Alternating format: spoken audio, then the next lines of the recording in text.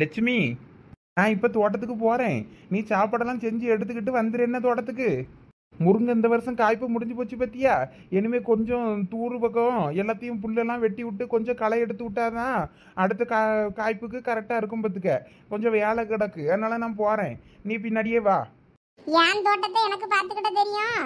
நீர் கிளம்புங்க ஒவ்வொரு வீட்டுக்கு. என்ன லட்சுமி, திடீர்னு இப்படி சொல்லிட்ட? வேற எப்படி சொல்லணும் உமர்கிட்ட? இது என் வீடு, வீட்டை விட்டு வெளியே போறோம்னா. லட்சுமி. ஆமா, நான் லட்சுமி தான். சொல்லுங்க. இனிமே எல்லாத்துக்கும் உமர்கிட்ட ஏமாந்து போற லட்சுமி கிடையாது. நான் இனிமே ஒழுங்கா மரியாதையா வீட்டை விட்டு வெளியே போங்க. அப்படி போடுமா. லட்சுமி, என்ன நீ திடீர்னு இப்படி சொல்ற? எந்த தைரியத்துல நீ இப்படி சொல்லிக்கிட்டு இருக்க எனக்கு புரியல.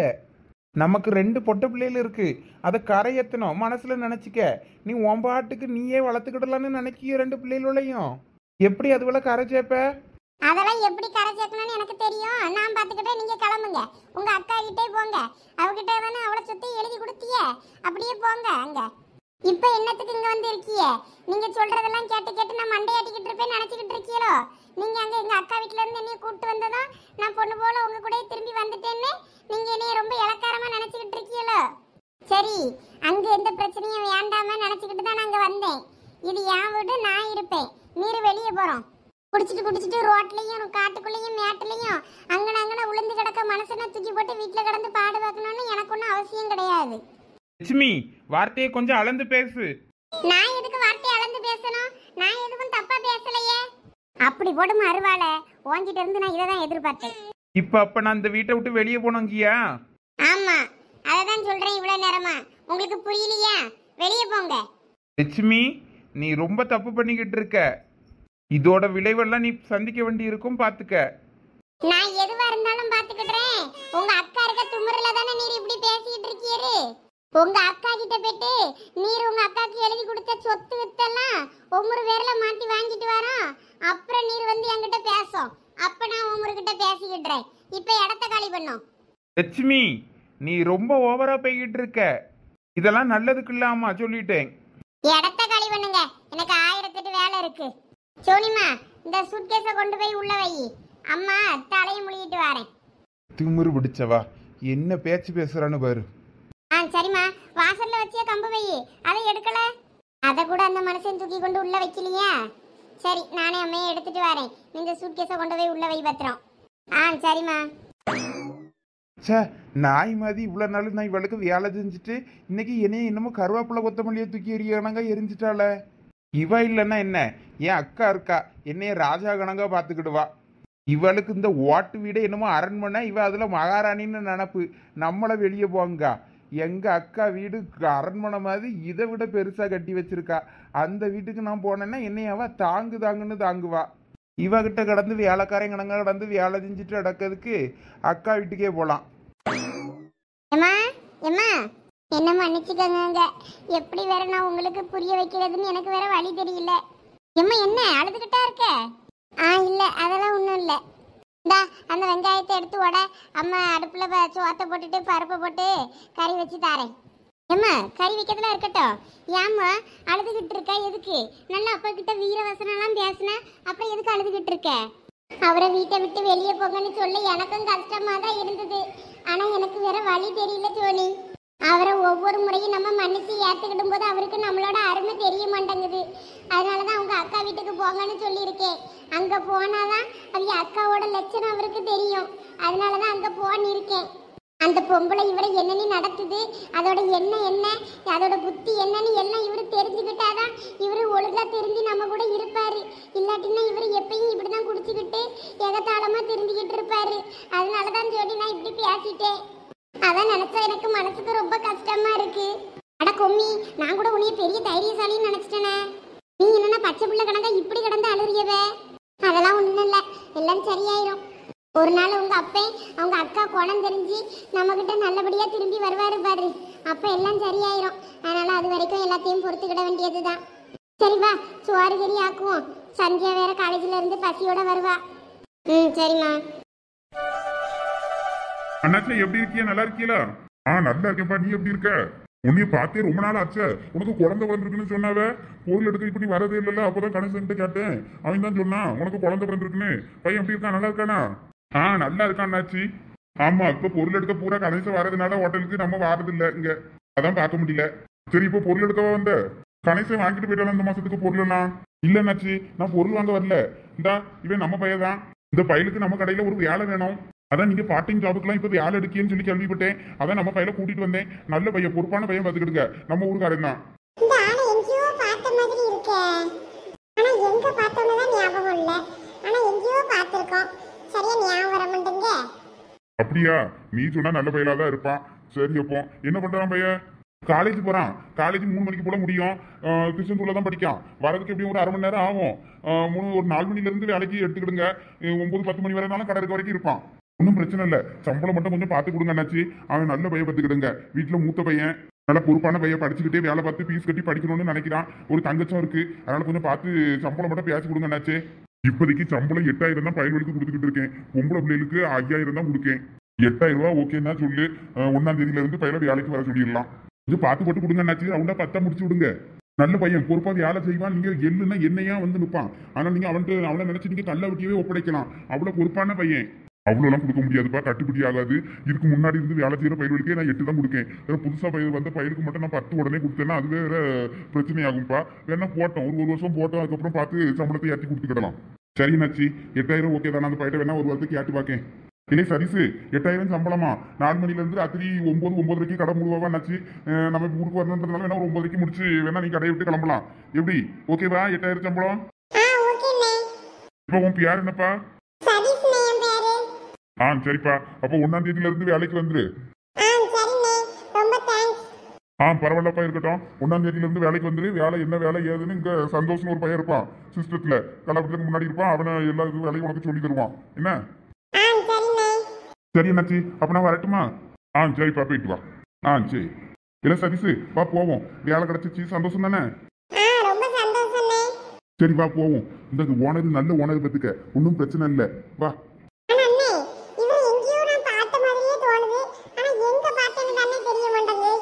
சரி வா, அப்புறம் பொறுமையா யோசிச்சு பார்த்து சொல்லு.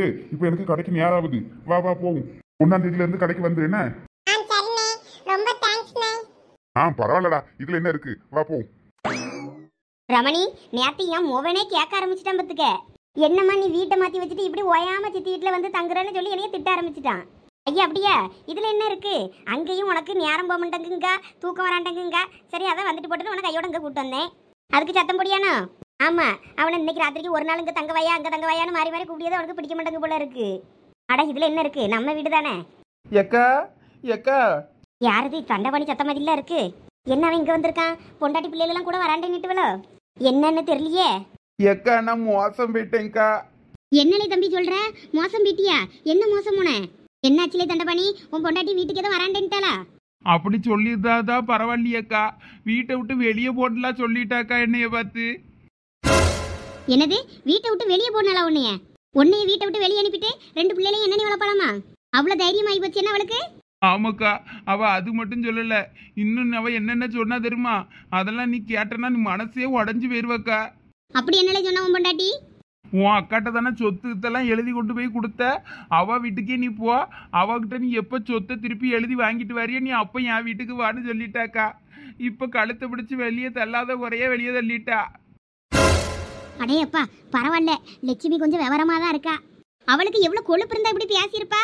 உன் சொத்தெல்லாம் நான் எழுதி வாங்கிட்டேன்ட்டு என்கிட்ட இருந்து திருப்பி வாங்கிட்டு வர சொல்றாளோ? அந்த சொத்தை நான் மட்டும் வாங்கலன்னு வையி, நீ அவளத்தையும் குடிச்சு அழிஞ்சு நாசமா போயிருக்கான். அதனாலதான் நான் வாங்கினேன். நம்ம கிட்டையாவது நம்ம சொத்து பத்திரமா இருக்கட்டுமேனு. இப்ப அவ அந்த சொத்து கடி போடியாளோ? ஆமாக்கா, நான் கூட லட்சுமி என்னமோன்னு நினைச்சிட்டேன். அவ இவ்வளவு நாளும் என்ன நியாயம் நான் உங்ககிட்ட வந்து சொத்தை வாங்கி எழுதணும்னு தான் அவ என்னைய கூட சேர்த்துருந்துருக்கா. இவ்வளவு நாள் இந்த விஷயம் தெரியாமதாக்கா நான் ஏமாந்து போய் இருந்திருக்கேன். போவோம், அக்கா கூட போய் இருந்துக்க.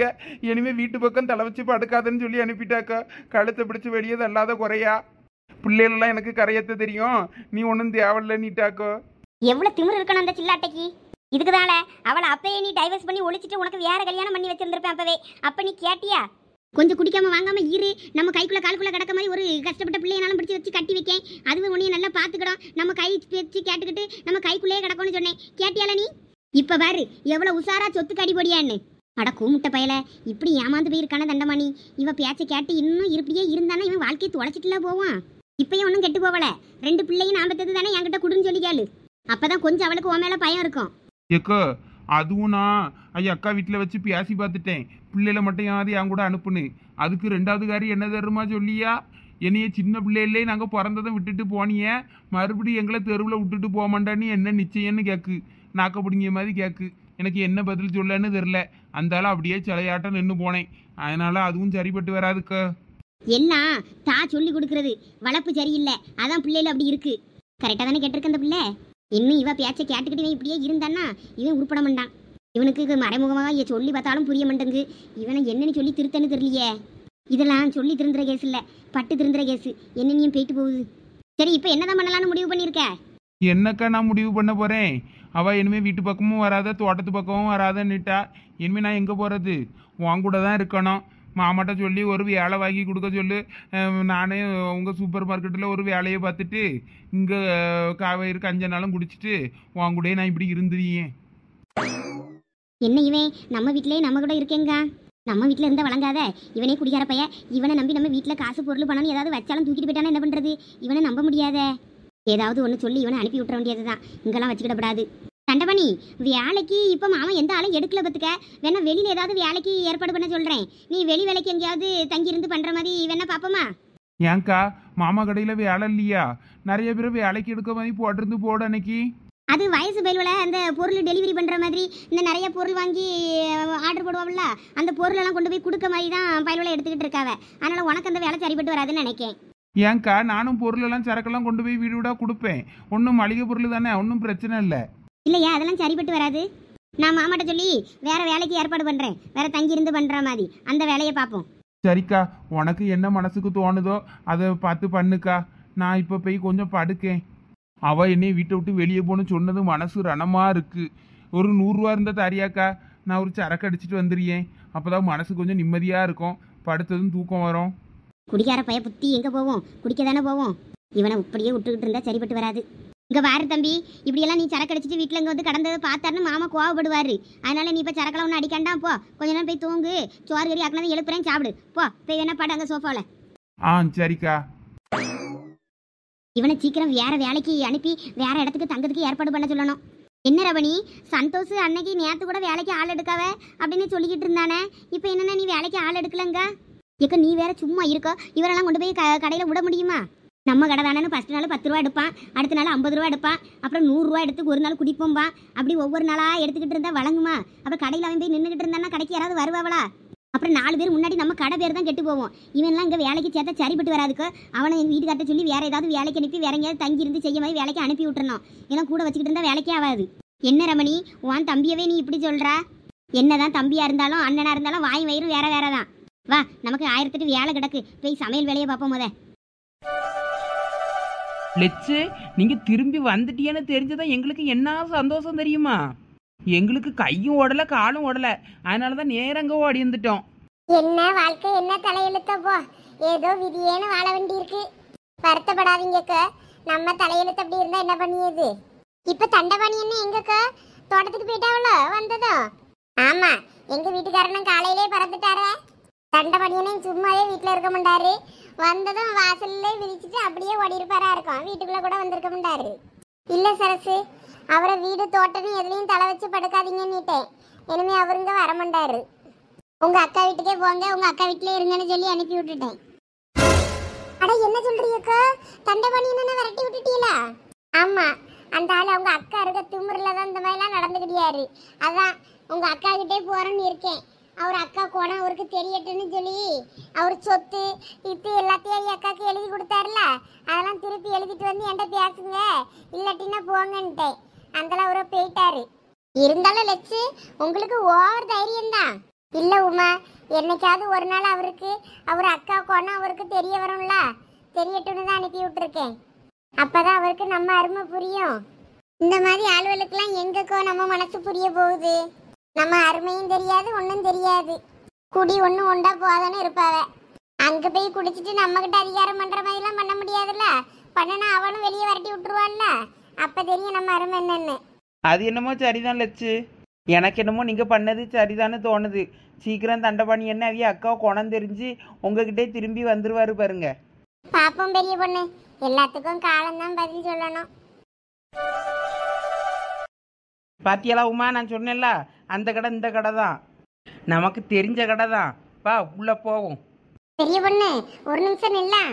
என்னடா கடைக்கு போக வேண்டாமா? நீ தானே வீட்டில் வச்சு போகணும்னு துள்ளிக்கிட்டு இருந்த. இல்ல பெரிய பொண்ணு, கையில ஒரு 10 பைசா கூட கிடையாது. ஆனா நம்ம இன்ஸ்டால்மெண்ட்லன்னு சொல்லி ஏசி வாங்க வந்துட்டோம். ஃபர்ஸ்ட் ஒரு இனிஷியல் பேமெண்ட்னு ஏதாவது கேட்பாவல, அதுக்கு கூட என்கிட்ட ஒத்த பைசா இல்லையே. இப்போ என்ன பண்றது? கடை வரைக்கும் வந்தப்புறம் தான் தோணுது. காசு கேட்பாவல, எந்த முஞ்ச வச்சுக்கிட்டு நம்ம பொருள் வாங்கன்னு சொல்லி இப்பதான் தோணுதுலா. சரி சரி, அதெல்லாம் நான் பார்த்துக்கிடுறேன். நீ உள்ளவா. என்ன சொல்ற பெரிய பொண்ணு? காசே கொடுக்காம கூட தருவாவளா? இனிஷியல் அமௌண்ட் தானே, ஒரு 1000 ரூபா கட்ட வேண்டி இருக்கும். வேணா நான் ஃபோன் வச்சுருக்கோம்ல, ஜிபே பண்ணி விட்டுக்கிறியேன். மீதியை நம்ம மாதம் தான் நீ கட்டிடுவிய. அப்போ நீ எனக்கும் தந்துரு. சரிலா பெரிய பொண்ணு. சரி, இப்போ உள்ள போவுமா? போவும் போவும். வாங்க மேடம், என்ன வேணும்? தம்பி, ஏசி பார்க்கணும்ப்பா. ஏசி ஃபர்ஸ்ட் ஃப்ளோர் போங்கக்கா. சரிப்பா. பெரிய பொண்ணு, உடனே ஃபர்ஸ்ட் ஃப்ளோர்ல போய் ஏசிலாம் பார்க்கண்டாம். கீழே இங்கே மிக்ஸிலாம் இருக்கு பேரு, எல்லாம் அழகழகா இருக்கு. அடுப்பு கிடுப்புல அழகா இருக்கு. எல்லாம் பார்த்துட்டு அதுக்கப்புறமா மேலே போவோம். ஏன் அதுவும் வாங்க போறியா? நானே 10 பைசா கூட இல்லாம ஏசி வாங்க வந்திருக்கேன். இதுல இது வேற வாங்குறவளாக்கும். அழகழகா இருக்கணும். சரி பார்த்துட்டு போலாம, கொஞ்சம் நேரம் போகுமான்னு பார்க்கலான்னு பார்த்தேன். சரி வா, காசா பணமா பார்த்துட்டே போவோம். அது இதுக்குதான் பெரிய பொண்ணு வேணாங்குது. நம்ம என்ன சொன்னாலும் சரி நிறுவா. இந்த கலடு கட்ட இந்த லட்சி கூடலாம் வந்தேன்னா அவ்வளோதான். ஏன் எதுக்கு என்ன அப்படின்னு சொல்லி மூஞ்ச காட்டும். ஏ அப்பா, என்ன டிவி! அவ்வளோ டிவிலையும் ஒரே படத்தை தான் போட்டுட்டு இருக்கானுவளோ. குருடி படம்லா, கிரிக்கெட் ஓடுது. ஏதோ ஒன்று. டிவி அவ்வளவு ஒவ்வொன்றும் ஒவ்வொரு சைஸுக்கு இருக்காடே. ஆமாம், 32 இன்ச்சு டிவிலேருந்து எல்லாம் பெரிய டிவி வரைக்கும் இருக்கு. வேணா நீ இதையும் இன்ஸ்டால்மெண்ட்டில் சேர்த்து வாங்கி போடு. என் மாமியார் வீட்டில் உட்கார்ந்து சீரியல் பார்க்கறதுக்கு நாங்கள் எதுக்கு காசு செலவு பண்ணி டிவி வாங்கி போடணும்? நான் சீரியல் பார்க்கே மாட்டேன். வீடு வீடாக சுற்றிட்டு நமக்கு இந்த மாதிரி புறணி பேசிக்கிட்டு தெரிஞ்சாதான் கொஞ்சம் நல்லா இருக்கும், நேரம் போவோம். டிவியெல்லாம் பார்த்துக்கிட்டு இருந்தா வெறுத்து போவோம். அதனால நமக்கு டிவி எல்லாம் வேண்டாம்மா. அப்பவா இங்கேயா நின்று நேரத்தை வீண் பண்ணிக்கிட்டு இருக்கா? அங்கே வேற ஏதாவது போய் பார்ப்போம் வா. இதெல்லாம் என்னது, வாஷிங் மிஷினா? எங்கள் வீட்டில் இருக்க வாஷிங் மிஷின் ஒழுங்காகவே ஓட மாட்டேங்குது. வேணும் வாங்க தான் வேணும். ஏசி வாங்கி முடிச்சுட்டு அதுக்கு காசை கட்டி முடிச்ச அப்புறமா வாஷிங் மிஷின் வாங்கிடுவோம். பெரிய பொண்ணு, உனக்கு எப்படி இந்த கடைக்காரரை தெரியும்? உனக்கு எதுவும் சொந்தக்காரரோ? இல்லை சொந்தக்காரெலாம் இல்லை, எங்கள் அண்ணனுக்கு நல்லா தெரிஞ்சவர். இந்த கடையை பற்றி நல்லா எனக்கு தெரியும். அதனால தான் உன்னை எங்கே கூப்பிட்டு வந்தேன். அப்போ இந்த விலையெல்லாம் குறைச்சி போடுவார்ல ஓனர் கொஞ்சம்? உனக்கு குறைச்சி வாங்கி தர வேண்டியது என் பொறுப்பு.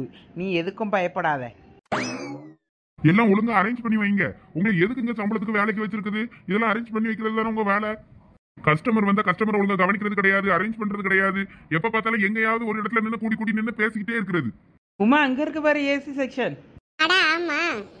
வாங்கம்மா, என்ன பாக்குறீங்க? அண்ணாச்சி, நீங்க என்ன நீங்களே சேல்ஸ் பண்ற இடத்துக்கு வந்து நிக்க ஆரம்பிச்சிட்டீங்களா? யார் இந்த பிள்ளை? நம்மள நல்லா தெரிஞ்ச மாதிரி ரொம்ப உரிமையா பேசுது. நமக்கு இந்த பிள்ளை யாருன்னே தெரியாத. ஒருவேளை அடிக்கடி நம்ம கடைக்கு பொருள் வாங்க வந்திருக்குமா இருக்கும், அதனால நம்மள தெரிஞ்சிருக்கோம்னு நினைக்கேன். அதான் இவ்வளவு உரிமையா பேசுது போல இருக்கு.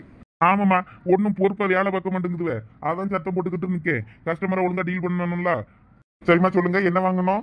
அது ஒன்றும் இல்லை நாச்சி, ஏசி வாங்க வந்தோம். நல்ல ஏசியா ஒன்று காட்டுங்க பார்ப்போம்.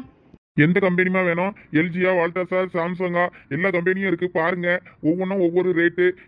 எத்தனை டன்ல வேணும்? இல்லை உமா, சொல்லு எத்தனை டன்னில் வேணும்? ஆமா பெரிய பொண்ணு, டன்னுனா என்னது? ஏசிக்கு பேரா? அட கிறுக்கி, ஏசி ஒரு டன்ல இருந்து இருக்கும். ஒரு டன்லனா சின்ன சைஸாக ஏசியாக இருக்கும். 1.5 டன்னுன்னா அதை விட கொஞ்சம் பெரிய சைஸு. 2 டன் ஏசிலாம் நல்லா பெருசாக இருக்கும், நல்லா கூலிங் வரும், அந்த மாதிரி இருக்கும். அந்த மாதிரி இதில் தான் கேட்காவ. உனக்கு எந்த பட்ஜெட்டில் வேணும்? ஒரு டன்னு வேணுமா இல்லை 1.5 டன் வேணுமா? அதெல்லாம் எனக்கு ஒன்றும் தெரியாது பெரிய பொண்ணு, நீங்க ஏதாவது சொல்லி விடு. உன் வீட்டுக்கு 1.5 டன் ஏசி போதும். அண்ணாச்சி, 1.5 டன்னில் ஒரு நல்ல ஏசி காட்டுங்க, பிராண்டடா. எல்ஜி காட்டுறீங்களா அண்ணாச்சி? உங்களுக்கு பின்னாடி இருக்கு பாருங்கம்மா, அது 1.5 டன் ஏசி தான். ஏது அண்ணாச்சி, இதுவா? ஏசி கடையிலேயே ஏசியில இருந்ததும் நல்லா ஜிலுஜிலுன்னு இருக்கு. வீட்டுக்கு போய் ஏசியில தூங்கினா எப்படி இருக்கும்? இன்னைக்கு எப்படியும் ஏசியோட தான் போறோம். இன்னைக்கு ராத்திரியே ஏசியை மாட்டி ஏசியில தான் தூங்குறோம். ஆமாம்மா, அதே தான். ஜஸ்ட் 39,999 ரூபாம்மா. ஏ அப்பா, 40,000மா? ₹1 கம்மி. என் புருஷன் ஒரு மாசம் சம்பளத்தையும் தாண்டில போகுது இந்த ஏசியோட விலை. இதுக்குதான் நம்ம வீட்டுக்காரர் வாங்கி தர மாட்டேன்னு இருப்பாரோ? அண்ணாச்சி அதெல்லாம் ஒன்றும் பிரச்சனை இல்லை, 40,000 தானே நாங்கள் வாங்குறோம். ரொம்ப சந்தோஷமா. கேஷா கார்டா?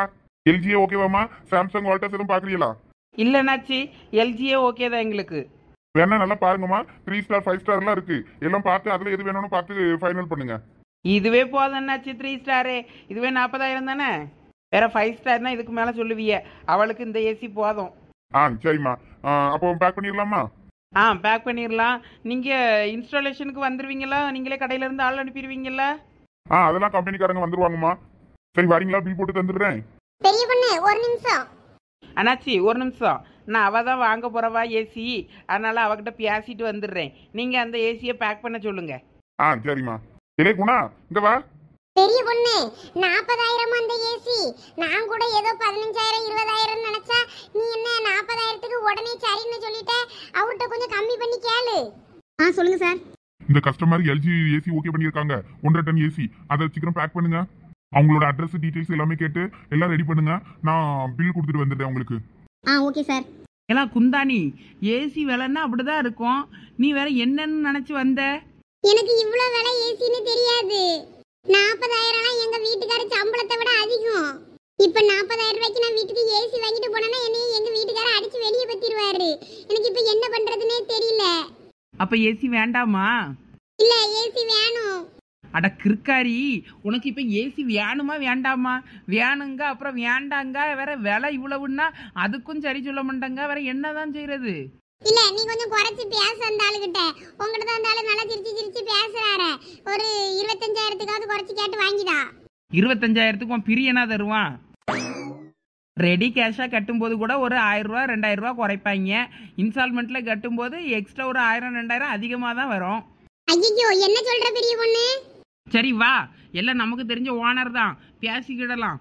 பேசி குறைச்சி வாங்கி தாரேன். மேடம், வேற ஏதாவது பாக்குறீங்களா? நீங்க கேட்ட ஏசியை பேக் பண்ணிட்டோம். நீங்க அட்ரஸ் டீடைல் எல்லாம் கொடுத்தீங்கன்னா பே பண்ணாதான் உங்க வீடு தேடி கொண்டு வந்து வச்சிருவோம். ஐயோ, அதுக்குள்ளேயே பேக் பண்ணியாச்சா? ஆமா மேடம், சார் தான் சொன்னாங்க. இருங்க மேடம், பில் வாங்கிட்டு வந்துடுறேன். நீங்க போய் நேரா கேஷ் கட்டிட்டு அதுக்கப்புறமா டீடைல் எல்லாம் எழுதி தாங்க, நாங்க கொண்டு வந்து தந்துடுறோம். இன்ஸ்டாலேஷனுக்கு வந்துருவாங்க. தம்பி, கொஞ்சம் ஓனரை கொஞ்சம் இங்க வர சொல்லுப்பா. எங்களுக்கு அங்க வந்து பேச கூச்சமா இருக்கு. இருங்க மேடம், இந்தா கூப்பிடுறேன். ஓனருக்கு தெரிஞ்சவங்களா இருப்பாங்களோ? ரொம்ப உரிமையா ஓனர் வந்து கூப்பிடுறாங்களே. சரி, போய் சொல்லி பாப்போம். ஐயோ பெரிய பொண்ணு, விலை கட்டுப்படி ஆவல, குறைச்சு தரலன்னா வேண்டான்னு சொல்லிட்டு போயிடலான்னு பார்த்தேன். இங்க என்னன்னா அட்டைப்பட்டிலாம் பேக் பண்ணி கொண்டு வந்து வச்சுட்டாங்க நம்ம முன்னாடி. இனிமே இந்த ஏசியை வாங்காம போலன்னா உதைப்பாங்களோ? அட நீ வேற சும்மா புலம்பிக்கிட்டே இருக்காதலா, அமைதியா இரு. இந்த ஓனர் வரட்டும், நான் பேசுறேன். என்னம்மா கூப்பிட்டீங்களா? ஆமா அண்ணாச்சி, நான் இந்த பொண்ணு தான் உங்ககிட்ட பேசணுமா. என்னம்மா சொல்லுங்க. வேற எதுவும் வாங்கணுமா? என்ன வேணும்? அண்ணாச்சே, கொஞ்சம் விலையை மட்டும் பார்த்து போடுங்களா. விலை எல்லாம் ஒரே ரேட்டு தாம்மா, குறைக்கலாம் முடியாது. என்ன அண்ணாச்சே இப்படி சொல்றிய? நீங்க ஒரு 5 ரூபா 10 ரூபா குறைச்சா தானே நாங்க நாளைக்கு உங்க கடைக்கு பொருள் வாங்க வருவோம். இப்படி கட்டன் ரேட்டா சொன்னா எப்படி? நாங்க ரெகுலரா உங்க கடையில தான் எல்லா பொருளும் வாங்குறோம். நீங்க என்னன்னா இப்படி சொல்றீல? சரிம்மா வாங்க, பில்லு பார்த்து போட்டு தாரேன், கொஞ்சம் குறைக்கலாம். சரி வாங்க. அண்ணாச்சி, எவ்வளவுன்னு சொல்லுங்க, இல்லன்னா என் தலையே வெடிச்சிரும் போல இருக்கு எனக்கு. சரிம்மா, 39,500 ரூபா கொடுங்க. ஏது, மறுபடியும் அதே காசு தான் வருது. 39,000ங்கிறது குறையவே இல்லையே.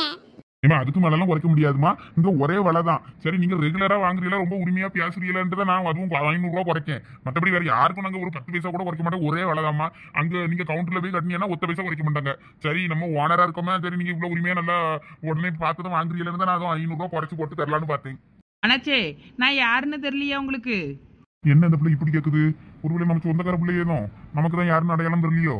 இல்லையம்மா, தெரியலையே யாருன்னு. அதான் அண்ணாச்சி, தலைவர் மாணிக்கம் அவங்களுக்கு தங்கச்சி. நான் உங்க கடைக்கு தான் பொருள் வாங்கலாம் வந்திருக்கேனே. உங்க வீட்டு விசேஷத்துக்கெல்லாம் கூட நாங்க வந்திருக்கோம். நீங்க என்ன தெரியலன்னுட்டிய? மாணிக்கமா? மாணிக்கம்னா யாருமா? எனக்கு மாணிக்கம்னு யாரும் தெரியாத. அட என்ன தெரியாதுன்னு இப்படி குண்டை தூக்கி போடியாரு? என்ன பெரிய பொண்ணு, எல்லாம் எனக்கு தெரிஞ்ச கடை தான், எனக்கு தெரிஞ்சவர் தான் ஓனர், அப்படி இப்படின்னு சொல்லி என்னைய கூட்டிட்டு வந்த. இங்க என்னன்னா இந்த ஓனர் உன்னைய தெரியாதுங்காரு, உங்க அண்ணனையும் தெரியாதுங்காரு. என்னைய நல்ல கடைக்கு கூட்டிட்டு வந்து கேவலப்படுத்தலான்னு முடிவு பண்ணிட்டல. என்கிட்ட 10 பைசா கூட இல்லைன்னு தெரிஞ்சுதானே என்னைய இந்த கடைக்கு கூட்டிட்டு வந்த. அந்த ஏசி 40,000 ரூபாயா? எனக்கு தெரிஞ்ச கடை தான், நம்ம ஓனர் கடை தான், இன்ஸ்டால்மெண்ட்ல உனக்கு நான் வாங்கி தரேன்னு சொல்லி கூட்டிட்டு வந்துட்டு என்னை ஏமாத்திட்டல நீ.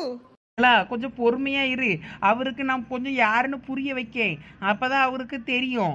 அந்த ஆளு முழிக்க முழியிலே தெரியுது அவருக்கு உன்னை யாருன்னே தெரியலன்னு. நீ தான் சும்மா தேவையில்லாம என்னைய ஏமாத்த பார்த்துட்ட. அண்ணாச்சி, சத்தியமா உங்களுக்கு என்னையே தெரியலையா? உங்க முக சடங்குக்கெல்லாம் கூட நான் வந்திருக்கேன். எங்க அண்ணன் கூட, எங்க அண்ணன் பேரு முத்துமாணிக்கம், தலைவரா இருக்காரு. இங்கதான் பால் காய்ப்புக்கெல்லாம் எனக்கு பொருள்லாம் எடுத்து தந்தாரு. ஓ, முத்துமாணிக்கம், நல்ல ஞாபகம் இருக்கு. அவன் என் நல்ல ஃப்ரெண்ட் ஆச்சு. அவன் எனக்கு அவன் தங்கச்சா நீ. இப்ப ஞாபகம் வந்துருச்சுமா. எப்ப ஞாபகம் வந்துருச்சா? நான் தப்பிச்சிட்டேன். எங்க தெரியலன்னு கேவலப்படுத்திருவீரோன்னு நினைச்சிட்டேன். இல்லம்மா மன்னிச்சுக்கம்மா. எனக்கு சட்டுன்னு கேட்டதும் மாணிக்கம் தெரியல, எனக்கு முத்துமாணிக்கம் சொன்னாதான் தெரியும் பத்துக்க. அதான் கொஞ்சம் யோசிச்சுட்டே இருந்தேன். அது ஒன்றும் இல்லைனாச்சி, நம்ம ஃப்ரெண்டு தான் அந்த பிள்ளை. அதான் நம்ம தெரிஞ்ச கடையாச்சுன்னு தான் இங்கே கூப்பிட்டு வந்தேன். இன்ஸ்டால்மெண்ட்டில் தான் ஒரு ஏசி வாங்கலான்னு பார்த்தோம். ஆமா அண்ணாச்சி, அப்ப இவ்வளவு உங்களுக்கு தெரியுமோ? நான் கூட தெரியாது, என்னைய ரெண்டு ஏமாத்த பார்க்கலாம் நினைச்சிட்டேன் நான் கூட கொஞ்ச நேரத்துல. ஏன்னா என் கையில 10 பைசா கூட கிடையாது. இன்ஸ்டால்மெண்ட் பேமெண்ட்டே அவ தான் கட்டுவா. 1000 ரூபாய் கட்டி நாங்க ஏசி எடுத்துட்டு போலான்னு வந்தோம். இன்ஸ்டால்மெண்ட்ல யாருக்கும் கொடுக்கறது இல்லையாம்மா? என்ன நீங்க, நாங்க என்ன உங்களை ஏமாத்திட்டா பாப்புறோம்? இன்ஸ்டால்மெண்ட்ல ஏசிய தாங்க. இந்த பெரிய பொண்ணு அண்ணெல்லாம் உங்களுக்கு நல்லா தெரியுதுல. அவர் யாருன்னு உங்களுக்கு தெரியாதா? தலைவர். அவர் ஊர்காரங்க தான். நாங்க அப்படிலாம் நாங்க ஏமாத்திட்டு போக மாட்டோம். அப்படியே ஏமாத்திட்டு போறதா இருந்தாலும் அவர்கிட்டயே போய் கேளுங்க, அவரே திருப்பி அவ்வளவு காசையும் தந்துருவாரு. ஏன்னா அவர் தங்கச்சி கூட தான் நான் வந்திருக்கேன். எட்டி குந்தாணி, அமைதியா இருலாம், நான் கேட்டு வாங்கி தாரேன். இந்த ஓட்ட வாயை வச்சுக்கிட்டு சும்மா இல்லாமல் என்னத்தையாவது பேசி அவளை கடுப்பேற்றிடாத. வேற கடையில இருந்து 2 பேரையுமே அடிச்சு வெளியே பற்றிடுவாரு. சரி சரி, அமைதியா இருக்கேன். நீயே பேசி எப்படியான ஏசிய வாங்கி கொடு. அண்ணாச்சே, நீங்கள் நல்லா எனக்கு தெரிஞ்சவர்னு ஒவ்வொரு கடைக்கு நாங்கள் இவ்வளோ கூட்டிட்டு வந்திருக்கேன். நீங்கள் என்னென்னா இப்படி இன்சல்ட் பண்ணுறீங்களே? நீங்கள் வாங்கி தாங்க. எங்கள் அண்ணன் இருக்காருல, அவரை நம்பி ஆயினும் தாங்க. சரிம்மா, உங்க அண்ணனுக்காகவாவது நான் தாரேன். ஆனா ஏசி 39,999 இருந்து 1 ரூபா கூட குறைக்க மாட்டேன். அப்படின்னா இப்ப நான் இன்ஸ்டால்மெண்ட்ல தாரேன். சரி அண்ணாச்சி, இனிஷியல் பேமெண்ட் மட்டும் ஒரு ஜிபேயில் 1000 ரூபா அனுப்பி விட்டுறேன். அதுக்கு பில் போட்டு தந்துருங்க. மீதி காசெல்லாம் மாதம் மாதம் நாங்களே கொண்டு வந்து கடையில் தந்துடுவோம். பெரிய பொண்ணு, நீ அவர்கிட்ட எனக்கு ஏசி விலையை குறைச்சி கேட்டு வாங்கி தரேன்னு சொல்லிட்டு 40,000 ரூபாய்க்கு ஓகே சொல்லிக்கிட்டு இருக்க. 40,000 ரூபாய்க்கு நான் எங்க போவேன்? நீங்கள் பில் போட்டு எடுத்துட்டு வாங்க அண்ணாச்சி. சரிம்மா. பெரிய பொண்ணு, நீ குறைச்சி கேட்டு வாங்கி தருவேன்னு தான் நான் வந்தேன். நீ என்ன அதே ரேட்டுக்கு ஓகேன்னு சொல்லிட்டு இருக்க? அந்த ஆளு நல்ல வேலை, என்னைய தெரிலன்னு சொல்லாமல் சரி தெரியும்னு சொல்லி தாரேன்னு இருக்காரு. அதுவே பெரிய விஷயம். கொஞ்ச நேரம் அமைதியாக இருலாம். மாதம் தானே கட்ட போகிற, பொறுமையாக கட்டிக்கிடலாம். சரி, ஏதோ ஒன்று. இன்னைக்கு ராத்திரி நான் ஏசியில தூங்க போறேன். அதுவே எனக்கு ரொம்ப சந்தோஷமா இருக்கு. சரி பெரிய பொண்ணு, நான் ஏசி எடுத்துக்கிட்டு போறேன். நீ சீக்கிரம் பில்லை கட்டிட்டு வந்துரு. குந்தா, நீ போகிறத பெரு.